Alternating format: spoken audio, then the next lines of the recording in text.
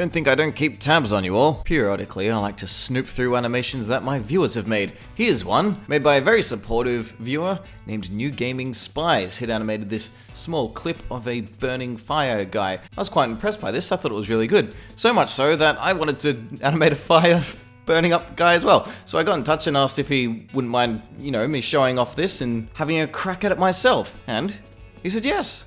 Good, hello, and welcome to another creative journal. Okay, beginning.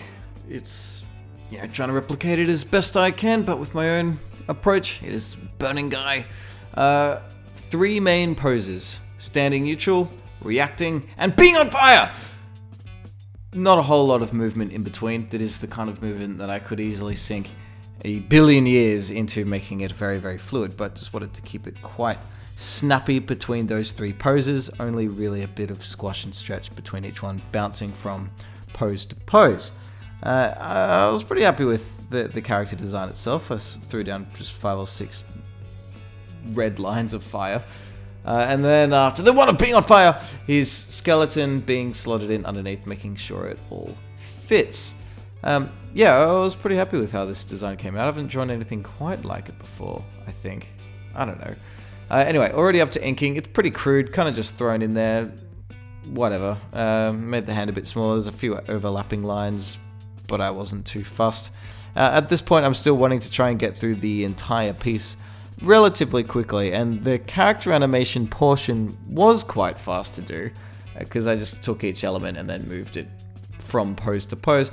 But when it got to some of the more hectic things later on, I ended up sinking quite a lot of time into this project. So as you can see down on the timeline, there is a few different layers. There's one for the head, one for the torso. The one at the top with a few frames is just a simple red line indicating fire, which I'm kind of just forgetting about for now. And now going through and making some in-betweens that are all completely made out of pre-existing drawings, just perspective tooled and shifted into their new places. The body, however, had a couple of fresh ones. A hand is shifted, but then a new arm is drawn to connect the 2 pieces together. Small smear on the pupils you could just see to give it a bit of a flick from glance to glance as he enters his panic. What am I doing now? Oh yes, separating the eyes out from the head, because the head was going to have a bit of a peg movement. I think I wanted to keep it separate, but they would, be grouped together in the same peg, indeed. On the arm layers, you can see there are 2 layers, arm left and arm right. Their first drawing appears on the very last pose because I wanted to give them a bit of a twitch, flickering back and forth. I wasn't happy with the pose the hands were in, so I erased those and started to do new ones with the fingers curling inwards as opposed to outwards. You can see on the right hand side of the camera view is the 4 sub layers. I drew the rough sketches on the color art one, then drew some inking on the line art one, erased the color art so everything could stay nice and compressed. I'm now figuring out where the fire line should go more appropriately to the pose timing as well. So I'm flickering back and forth with the timing of the 3 different poses to try and get that as settled in as possible, and now fleshing out the general timing of the rough red fire line as well. There's a lot of experimenting at the moment to try and get all of the general pose timing accurate. All of those keyframes being flicked in is the very subtle movement of the hands twitching and of the head moving back and forth. The torso has a single deformation curve going through the middle, which gives it this kind of panting effect.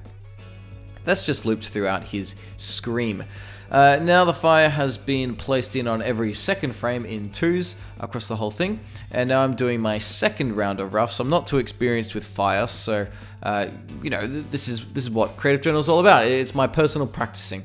For elemental effects like this, I find it a lot easier to work with form as opposed to outlines, so I'm using a very thick brush with a low opacity and just blotting in general shapes and just feeling for it as much as I can.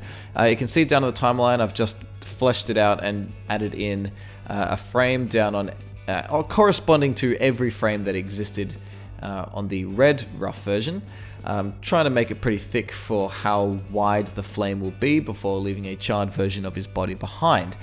I'm roughly following the red guide either side of it, but allowing myself some creative freedom, of course.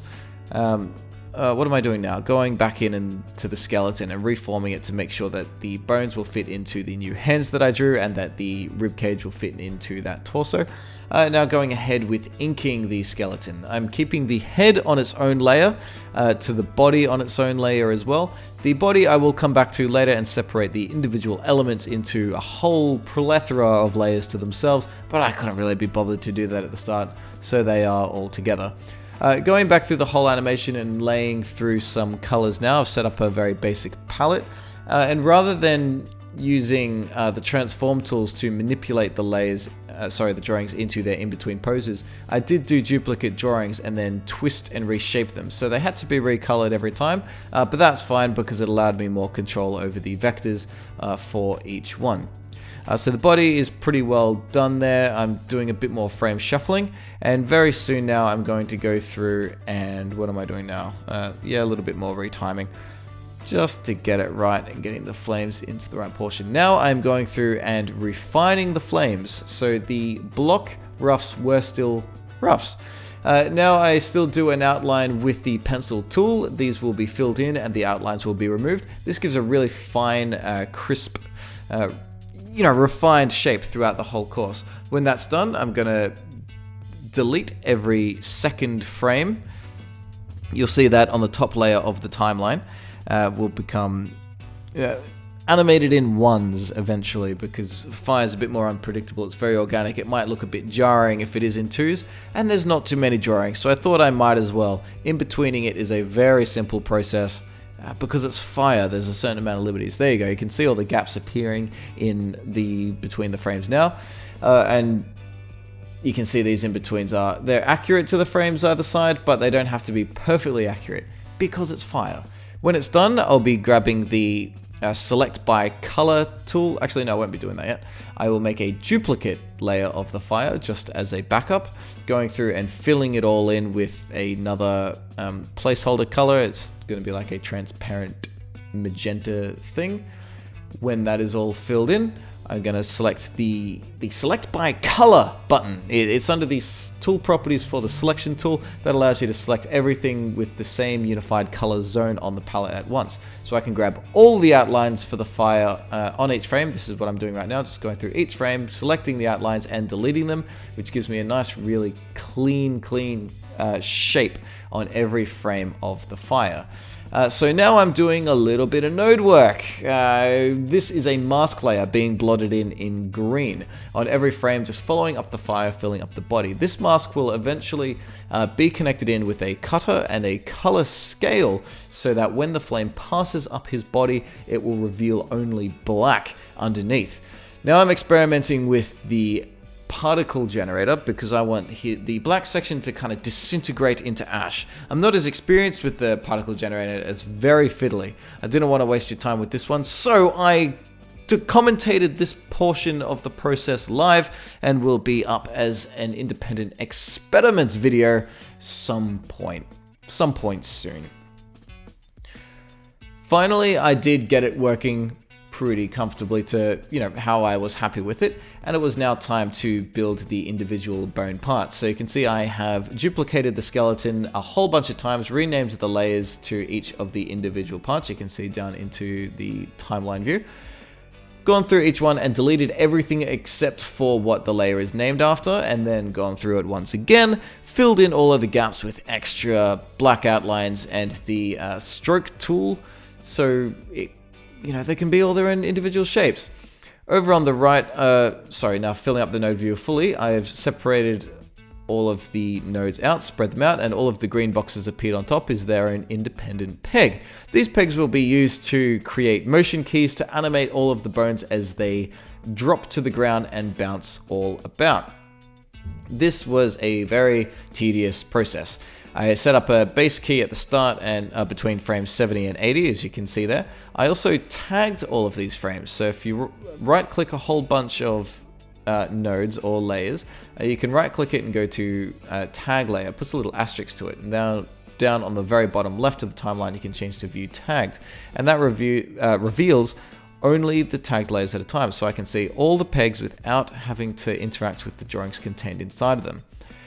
I tried to get all sorts of different bounces and it was not successful. This was very tedious and I made a lot of mistakes. Something I kept trying for ages and ages and ages, you can see me trying to do it now, was trying to get the spine to do, you know, like you drop a large stick, it goes bouncing from back and forth and getting all jittery. And it looked terrible. It didn't work. I should have given up on it ages ago, and I think I kept trying to do it for about another full hour. You can see how long of this time lapse is just trying to animate this bouncing spine in a good way. It sucked. Eventually, I just put a curve deformer up through the spine and it just kind of curled and slapped to the ground. And that was fine. It was sort of concealed behind the skull. The skull could be the main feature, bouncing and then rolling into place. I think that by that point, I'd actually stopped recording it because it was taking that long to do. There's a lot of subtle easing going on because the pegs are defaulted to 3D paths by default. Check out the parameters and functions video to learn all about how that works. But I needed to influence the bias, not the bias, the one of the controls in the, you know, the control point thingy, which makes the you can see the motion path there, how it's naturally curved, to try and make it quite sharp on the bounces. Otherwise it would just kind of wave all around in all sorts of unpredictable ways. That was just nuts. In retrospect, it probably all should have been set to separates, but that's the way it goes. Now I've gone back to the particle generator real quick because I wanted to give the ash a floor that it would bounce off. I wasn't quite sure how to do that, but fortunately enough, there is a preset particle effect called Lemmings that has a whole bunch of floors set up. So I had a look at that, and it turns out that it's just a planal region flipped horizontally in 3D space. Finally, I'm adding the glows to the fire. This is something I'm pretty comfortable with. Adding 3 different glows. One is a deep red, one an orange, and one a bit of a light yellow. All with slightly different bits combined together. You get some really, really nice effects. So that is it. Come to the end of my fire guy, burning man animation. It took probably about 4 hours in total. I think I spent a bit more time on it than I would have liked, but I'm pretty pleased with the result. But to be honest, it certainly isn't without its notes. So I would appreciate your critique. Of course, we all learn together, and I appreciate that. Of course, feedback is good. But looking at it already, I can see a whole lot of critiques just for myself. One is the line art is a bit too unclean in many places, particularly on the skull as it rolls away. You can see the outline goes from the jaw into the skull itself. That just keeps sticking out of me. It's really bugging me. My biggest critique is with the particles itself. I'm pretty happy with it up until it reaches the bottom of the head, and then it starts to feel a bit too artificial for my liking, especially up near the head. It's very smooth and just sort of drops. It feels so ridiculously digital. It just doesn't fit with the cartoony look of the rest of it. But there's not really any ways to drop it to 2s or maybe I should have animated its generation to be lesser by the end, so it's only a few ashes dropping rather than huge clusters of it, which are clearly in groups. The bouncing of the bones is still a bit... there's parts of it that I'm not too happy with. The slumping spine worked in the end, but mainly just in its subtlety. You don't really notice that it's doing its thing. The bounciness of them, I guess it gets the job done, but it could be better. The flames themselves, I'm fairly content with because I'm not practiced at them, and I definitely want to continue practicing flames because when you're good at it, man, people do some incredible things, and we'll be able to draw an amazing effect for this. But yeah, just gotta keep doing it. I'm happy with the glows though. I got enough practice with glows. However, with the shape of the fire itself, it seems to not quite be wide enough at certain points. The outline of the character sticks outside a little bit. You can sort of see the rimming. Anyway, it was a really fun practice. I enjoyed it a lot. I hope you enjoyed watching it too and got something out of it. Continue practicing. I look forward to seeing what you do. And hey, thanks to NewGaming Spies for the inspiration to do this, his version of this animation, and his massive support. There's a link to his channel in the description if you'd like to check out any of his other work. So none of you are safe. I probably will keep watching the content of my viewers and being inspired by it myself. Thank you all for your contributions and your interactions. Growing all as artists together is one of the most fun parts of this journey. Thank you for your time, have some fun, and I'll see you in the next one.